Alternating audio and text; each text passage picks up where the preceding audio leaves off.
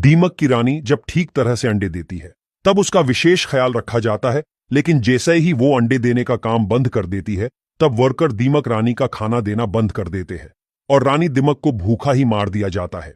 पर रानी के साथ ऐसा क्यों किया जाता है? रानी का क्या कसूर होता है?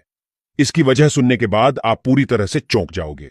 तो दरअसल होता कुछ ऐसा है कि दीमक के समूह में एक रानी होती है जो सभी दीमक की मां होती है।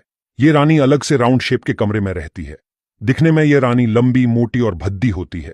रानी 2 इंच या उसे भी ज्यादा लंबी होती है, लेकिन उसका मुंह इतना छोटा होता है कि दूर से दिखाई भी नहीं देता।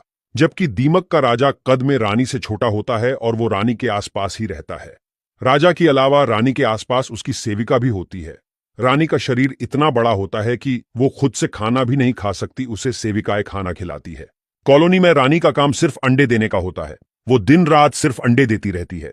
वैज्ञानिकों के संशोधन के हिसाब से रानी दीमक 1 मिनट में 60 अंडे देती है, जिसका मतलब है कि 24 घंटे में 86,000 अंडे देती है।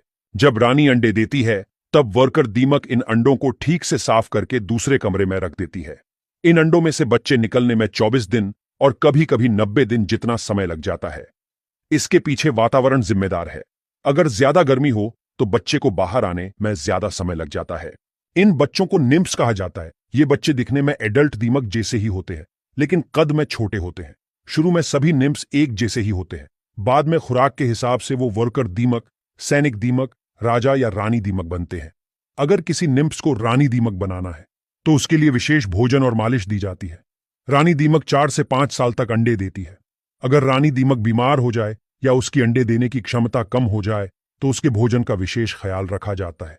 किंतु जैसी ही रानी दीमक अंडे देने का काम बंद कर देती है तो वर्कर दीमक रानी को खाना देना बंद कर देते हैं और रानी दीमक को भूखा मार दिया जाता है। मरी हुई रानी के शरीर को दूसरी दीमक चाटने लगती है और उनके मुंह के अंदर इतना स्ट्रांग पदार्थ होता है, इससे रानी का शरीर खत्म हो जाता है। फिर होती है एक नई रानी की पसंदगी की प्रक्रिया। फिर कॉलोनी में से किसी दीमक को चुनकर उसे विशेष खुराक और मालिश देकर नई रानी बनाया जाता है। मतलब कि रानी दीमक जब तक अंडे देती है तब तक ही उसकी सेवा की जाती है। अंडे देना बंद होता है तो रानी उसके किसी काम की नहीं होती और उसको मृत्यु दी जाती है।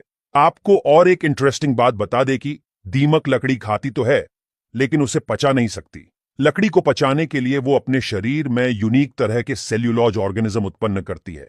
ये ऑर्गेनिज्म लकड़ी को पचाने के लिए खास तरह का पदार्थ उत्पन्न करता है, जिससे दीमक को लकड़ी को पचाने में मदद मिलती है।